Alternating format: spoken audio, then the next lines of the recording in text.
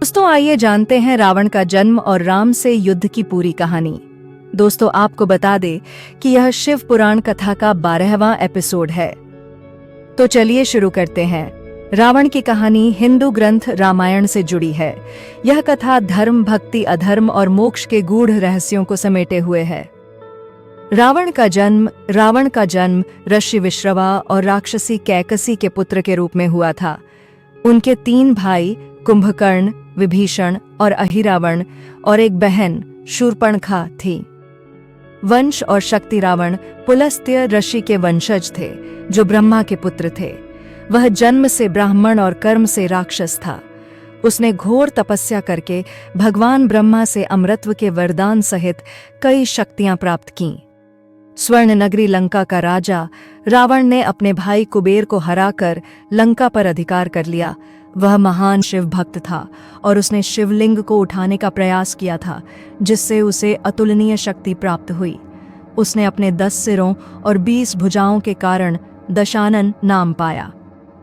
राम और रावण का युद्ध, सीता हरण की कथा। रावण की बहन शूर्पणखा ने राम से विवाह का प्रस्ताव रखा, लेकिन लक्ष्मण ने उसकी नाक काट दी। शूर्पणखा के कहने पर रावण ने बदला लेने के लिए माया का उपयोग करके सीता का हरण कर लिया और उन्हें लंका ले गया। राम का वनवास और हनुमान का लंका जाना। भगवान राम, लक्ष्मण और हनुमान ने वानर सेना संगठित की। हनुमान लंका गए, सीता माता से मिले और लंका दहन किया। राम रावण युद्ध, राम सेतु का निर्माण कर समुद्र पार किया गया। वानर सेना और रावण की सेना के बीच भयंकर युद्ध हुआ। कुंभकर्ण और मेघनाद मारे गए। विभीषण ने राम का साथ दिया। रावण का वध, राम ने अग्निबाण से रावण का वध किया। रावण मरते समय राम को ज्ञान का उपदेश भी देता है। दोस्तों वीडियो पसंद आ रही है तो वीडियो लाइक और सब्सक्राइब जरूर करें। दोस्तों आपको यह भी बता दें कि यह कहानी शिव पुराण कथा से जुड़ा हुआ है। जब श्री राम अयोध्या में राज्य करने लगे, तब एक दिन समस्त ऋषि मुनि श्री रघुनाथ जी का अभिनंदन करने के लिए अयोध्यापुरी में आए। श्री रामचंद्र जी ने उन सबका यथोचित सत्कार किया। वार्तालाप करते हुए अगस्त्य मुनि कहने लगे, युद्ध में आपने जो रावण का संहार किया वह कोई बड़ी बात नहीं है, परंतु द्वंद्व युद्ध में लक्ष्मण के द्वारा इंद्रजित का वध सबसे अधिक आश्चर्य की बात है। यह मायावी राक्षस युद्ध में सब प्राणियों के लिए अवध्य था। उनकी बात सुनकर रामचंद्र जी को बड़ा आश्चर्य हुआ। वे बोले, मुनिवर, रावण और कुंभकर्ण भी तो महान पराक्रमी थे, फिर आप केवल इंद्रजित मेघनाद की ही इतनी प्रशंसा क्यों करते हैं? महोदर, प्रहस्त, विरूपाक्ष भी कम वीर न थे? इस पर अगस्त्य मुनि बोले, इस प्रश्न का उत्तर देने से पहले मैं तुम्हें रावण के जन्म, वर प्राप्ति आदि का विवरण सुनाता हूँ। ब्रह्मा जी के पुलस्त्य नामक पुत्र हुए थे, जो उन्हीं के समान तेजस्वी और गुणवान थे। एक बार वे महगिरी पर तपस्या करने गए। वह स्थान अत्यंत रमणीक था, इसलिए ऋषियों, नागों, राजर्षियों आदि की कन्याएं वहां क्रीड़ा करने आ जाती थीं। इससे उनकी तपस्या में विघ्न पड़ता था। उन्होंने उन्हें वहां आने से मना किया। जब वे नहीं मानी तो उन्होंने शाप दे दिया कि कल से जो लड़की यहाँ मुझे दिखाई देगी वह गर्भवती हो जाएगी। शेष सब कन्याओं ने तो वहां आना बंद कर दिया, परंतु राजर्षि तृणबिंदु की कन्या शाप की बात से अनजान होने के कारण उस आश्रम में आ गई और महर्षि की दृष्टि पड़ते ही गर्भवती हो गई। जब तृणबिंदु को यह बात मालूम हुई तो उन्होंने अपने कन्या को पत्नी के रूप में महर्षि को अर्पित कर दिया। इस प्रकार विश्रवा का जन्म हुआ, जो अपने पिता के समान वेदविद और धर्मात्मा हुआ। महामुनि भरद्वाज ने अपनी कन्या का विवाह विश्रवा से कर दिया। उनके वैश्रवण नामक पुत्र हुआ। वह भी धर्मात्मा और विद्वान था। उसने भारी तपस्या करके ब्रह्मा जी को प्रसन्न किया और यम, इंद्र तथा वरुण के सदृश लोकपाल का पद पाया। फिर उसने त्रिकूट पर्वत पर बसी लंका को अपना निवास स्थान बनाया और राक्षसों पर राज्य करने लगा।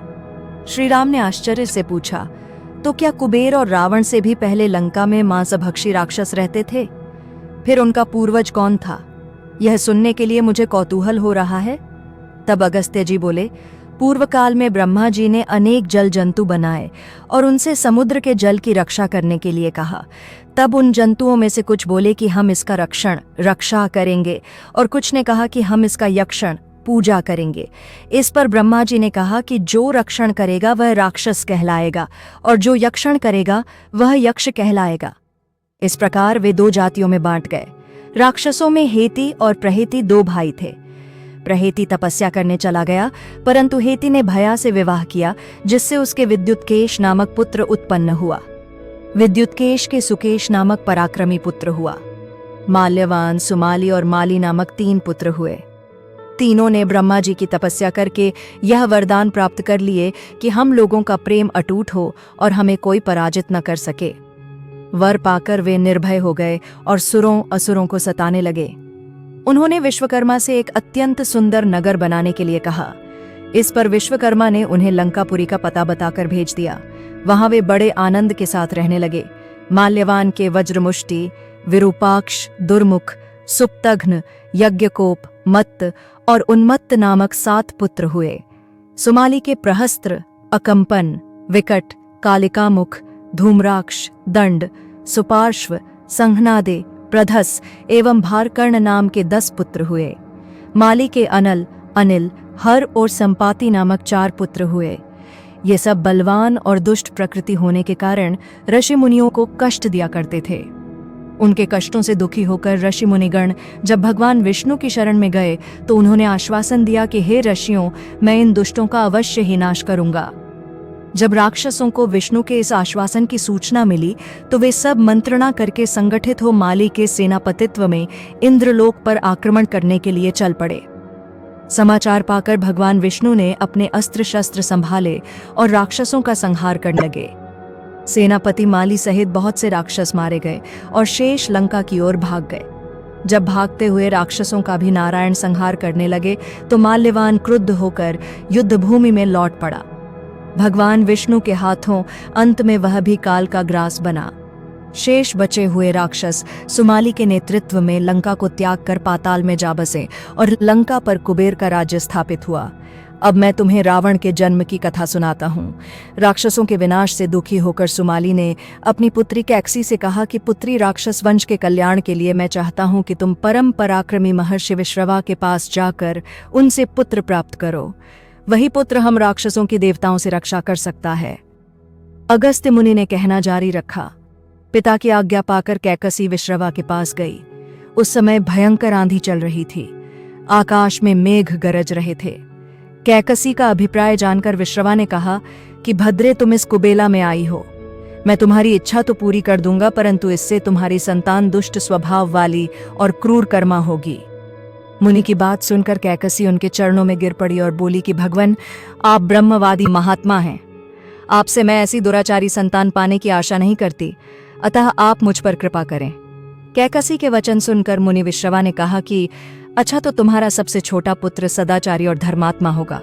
इस प्रकार कैकसी के 10 मुख वाले पुत्र का जन्म हुआ, जिसका नाम दशग्रीव रखा गया। उसके पश्चात कुंभकर्ण, शूर्पणखा और विभीषण के जन्म हुए। दशग्रीव और कुंभकर्ण अत्यंत दुष्ट थे, किंतु विभीषण धर्मात्मा प्रकृति का था। अपने भाई वैश्रवण से भी अधिक पराक्रमी और शक्तिशाली बनने के लिए दशग्रीव ने अपने भाइयों सहित ब्रह्मा जी की तपस्या की। ब्रह्मा के प्रसन्न होने पर दशग्रीव ने मांगा कि मैं गरुड़, नाग, यक्ष, दैत्य, दानव, राक्षस तथा देवताओं के लिए अवध्य हो जाऊं। ब्रह्मा जी ने तथास्तु कहकर उसकी इच्छा पूरी कर दी। विभीषण ने धर्म में अविचल मति का और कुंभकर्ण ने वर्षों तक सोते रहने का वरदान पाया। फिर दशग्रीव ने लंका के राजा कुबेर को विवश किया कि वह लंका छोड़कर अपना राज्य उसे सौंप दे। अपने पिता विश्रवा के समझाने पर कुबेर ने लंका का परित्याग कर दिया और रावण अपनी सेना, भाइयों तथा सेवकों के साथ लंका में रहने लगा। लंका में जम जाने के बाद अपने बहन शूर्पणखा का विवाह कालका के पुत्र दानवराज विद्युविह्वा के साथ कर दिया। उसने स्वयं दैत्य के पुत्र मय की कन्या मंदोदरी से विवाह किया, जो हेमा नामक अप्सरा के गर्भ से उत्पन्न हुई थी। विरोचन कुमार बलि की पुत्री वज्रज्वला से कुंभकर्ण का और गंधर्वराज महात्मा शैलूष की कन्या सरमा से विभीषण का विवाह हुआ। कुछ समय पश्चात मंदोदरी ने मेघनाद को जन्म दिया, जो इंद्र को परास्त कर संसार में इंद्रजित के नाम से प्रसिद्ध हुआ। सत्ता के मद में रावण उच्छृंखल हो देवताओं, ऋषियों, यक्षों और गंधर्वों को नाना प्रकार से कष्ट देने लगा। एक बार उसने कुबेर पर चढ़ाई करके उसे युद्ध में पराजित कर दिया और अपनी विजय की स्मृति के रूप में कुबेर के पुष्पक विमान पर अधिकार कर लिया। उस विमान का वेग मन के समान तीव्र था। वह अपने ऊपर बैठे हुए लोगों की इच्छानुसार छोटा या बड़ा रूप धारण कर सकता था। विमान में मणि और सोने की सीढ़ियां बनी हुई थीं और तपाए हुए सोने के आसन बने हुए थे। उस विमान पर बैठकर जब वह श्रवण नाम से प्रसिद्ध सरकंडों के विशाल वन से होकर जा रहा था, तो भगवान शंकर के पार्षद नंदीश्वर ने उसे रोकते हुए कहा कि दशग्रीव, इस वन में स्थित पर्वत पर भगवान शंकर क्रीड़ा करते हैं, इसलिए यहाँ सभी सुर, असुर, यक्ष आदि का आना निषिद्ध कर दिया गया है। नंदीश्वर के वचनों से क्रुद्ध होकर रावण विमान से उतरकर भगवान शंकर की ओर चला। उसे रोकने के लिए उससे थोड़ी दूर पर हाथ में शूल लिए नंदी दूसरे शिव की भांति खड़े हो गए। उनका मुख वानर जैसा था। उसे देखकर रावण ठहाका मारकर हंस पड़ा। इससे कुपित हो नंदी बोले कि दशानन, तुमने मेरे वानर रूप की अवहेलना की है, इसलिए तुम्हारे कुल का नाश करने के लिए मेरे ही समान पराक्रमी रूप और तेज से संपन्न वानर उत्पन्न होंगे। रावण ने इस ओर तनिक भी ध्यान नहीं दिया और बोला कि जिस पर्वत ने मेरे विमान की यात्रा में बाधा डाली है, आज मैं उसी को उखाड़ फेंकूंगा। यह कहकर उसने पर्वत के निचले भाग में हाथ डालकर उसे उठाने का प्रयत्न किया। जब पर्वत हिलने लगा तो शंकर ने उस पर्वत को अपने पैर के अंगूठे से दबा दिया। इससे रावण का हाथ बुरी तरह से दब गया और वह पीड़ा से चिल्लाने लगा। जब वह किसी प्रकार से हाथ न निकाल सका तो रोते रोते भगवान शंकर की स्तुति और क्षमा प्रार्थना करने लगा। इस पर भगवान शंकर ने उसे क्षमा कर दिया और उसके प्रार्थना करने पर उसे एक चंद्रहास नामक खड्ग भी दिया। अगस्त्य मुनि ने आगे कहा, एक दिन हिमालय प्रदेश में भ्रमण करते हुए रावण ने अमित तेजस्वी ब्रह्मर्षि कुशध्वज की कन्या वेदवती को तपस्या करते देखा। उस देखकर वह मुग्ध हो गया और उसके पास आकर उसका परिचय तथा अविवाहित रहने का कारण पूछा। वेदवती ने अपने परिचय देने के पश्चात बताया कि मेरे पिता विष्णु से मेरे विवाह करना चाहते थे। इससे क्रुद्ध होकर मेरी कामना करने वाले दैत्यराज शंभु ने सोते में उनका वध कर दिया। उनके मरने पर मेरी माता भी दुखी होकर चिता में प्रविष्ट हो गईं। तब से मैं अपने पिता की इच्छा पूरी करने के लिए भगवान विष्णु की तपस्या कर रही हूँ। उन्हीं को मैंने अपना पति मान लिया है। पहले रावण ने वेदवती को बातों में फुसलाना चाहा, फिर उसने जबरदस्ती करने के लिए उसके केश पकड़ लिए। वेदवती ने एक ही झटके में पकड़े हुए केश काट डाले। फिर यह कहती हुई अग्नि में प्रविष्ट हो गई कि दुष्ट, तूने मेरा अपमान किया है। इस समय तो मैं यह शरीर त्याग रही हूँ, परंतु तेरा विनाश करने के लिए फिर जन्म लूंगी। अगले जन्म में मैं अयोनिजा कन्या के रूप में जन्म लेकर किसी धर्मात्मा की पुत्री बनूंगी। अगले जन्म में वह कन्या कमल के रूप में उत्पन्न हुई। उस सुंदर कांति वाली कमल कन्या को एक दिन रावण अपने महलों में ले गया। उसे देखकर ज्योतिषियों ने कहा कि राजन, यदि यह कमल कन्या आपके घर में रही तो आपके और आपके कुल के विनाश का कारण बनेगी। यह सुनकर रावण ने उसे समुद्र में फेंक दिया।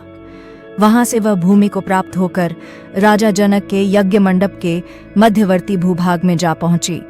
वहां राजा द्वारा हल से जोती जाने वाली भूमि से वह कन्या फिर प्राप्त हुई।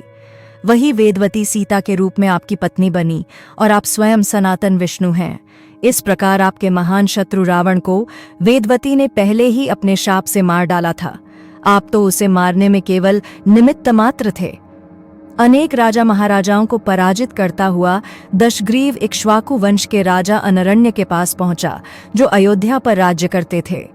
उसने उन्हें भी द्वंद्व युद्ध करने अथवा पराजय स्वीकार करने के लिए ललकारा। दोनों में भीषण युद्ध हुआ, किंतु ब्रह्मा जी के वरदान के कारण रावण उनसे पराजित न हो सका। जब अनरण्य का शरीर बुरी तरह से क्षत विक्षत हो गया तो रावण इक्ष्वाकु वंश का अपमान और उपहास करने लगा। इससे कुपित होकर अनरण्य ने उसे शाप दिया कि तूने अपने व्यंग्यपूर्ण शब्दों से इक्ष्वाकु वंश का अपमान किया है, इसलिए मैं तुझे शाप देता हूं कि महात्मा इक्ष्वाकु के इसी वंश में दशरथ नंदन राम का जन्म होगा, जो तेरा वध करेंगे। यह कहकर राजा स्वर्ग सिधार गए। रावण की उद्दंडता में कमी नहीं आई। राक्षस या मनुष्य जिसको भी वह शक्तिशाली पाता, उसी के साथ जाकर युद्ध करने लगता। एक बार उसने सुना कि किष्किंधापुरी का राजा बाली बड़ा बलवान और पराक्रमी है, तो वह उसके पास युद्ध करने के लिए जा पहुंचा। बाली की पत्नी तारा तारा के पिता सुषेण, युवराज अंगद और उसके भाई सुग्रीव ने उसे समझाया कि इस समय बाली नगर से बाहर संध्योपासना के लिए गए हुए हैं, वे ही आपसे युद्ध कर सकते हैं और कोई वानर इतना पराक्रमी नहीं है जो आपके साथ युद्ध कर सके, इसलिए आप थोड़ी देर उनकी प्रतीक्षा करें। फिर सुग्रीव ने कहा कि राक्षस राज, सामने जो शंख जैसे हड्डियों के ढेर लगे हैं वे बाली के साथ युद्ध की इच्छा से आए आप जैसे वीरों के ही हैं। बाली ने इन सब का अंत किया है। यदि आप अमृत पीकर आए होंगे तो भी जिस क्षण बाली से टक्कर लेंगे वह क्षण आपके जीवन का अंतिम क्षण होगा। यदि आपको मरने की बहुत जल्दी हो तो आप दक्षिण सागर के तट पर चले जाइए, वहीं आपको बाली के दर्शन हो जाएंगे। सुग्रीव के वचन सुनकर रावण विमान पर सवार हो तत्काल दक्षिण सागर में उस स्थान पर जा पहुंचा जहां बाली संध्या कर रहा था। उसने सोचा कि मैं चुपचाप बाली पर आक्रमण कर दूंगा। बाली ने रावण को आते देख लिया, परंतु वह तनिक भी विचलित नहीं हुआ और वैदिक मंत्रों का उच्चारण करता रहा। जो ही उसे पकड़ने के लिए रावण ने पीछे से हाथ बढ़ाया, सतर्क बाली ने उसे पकड़कर अपनी कांख में दबा लिया और आकाश में उड़ चला। रावण बार बार बाली को अपने नखों से कचोटता रहा, किंतु बाली ने उसकी कोई चिंता नहीं की। तब उसे छुड़ाने के लिए रावण के मंत्री और अनुचर उसके पीछे शोर मचाते हुए दौड़े, परंतु वे बाली के पास तक न पहुंच सके। इस प्रकार बाली रावण को लेकर पश्चिमी सागर के तट पर पहुंचा। वहां उसने संध्योपासना पूरी की। फिर वह दशानन को लिए हुए किष्किंधापुरी लौटा। अपने उपवन में एक आसन पर बैठकर उसने रावण को अपनी कांख से निकालकर पूछा कि अब कहिए, आप कौन हैं और किस लिए आए हैं? रावण ने उत्तर दिया कि मैं लंका का राजा रावण हूँ, आपके साथ युद्ध करने के लिए आया था। वह युद्ध मुझे मिल गया। मैंने आपका अद्भुत बल देख लिया। अब मैं अग्नि की साक्षी देकर आपसे मित्रता करना चाहता हूँ। फिर दोनों ने अग्नि की साक्षी देकर एक दूसरे से मित्रता स्थापित। कहानी का संदेश रामायण हमें सिखाती है कि अहंकार और अधर्म का अंत निश्चित है। रावण बलशाली था, लेकिन उसका अहंकार और अधर्म उसका विनाश कर गया। अगर आपको विस्तार से कोई हिस्सा चाहिए तो बताइए। जय जय।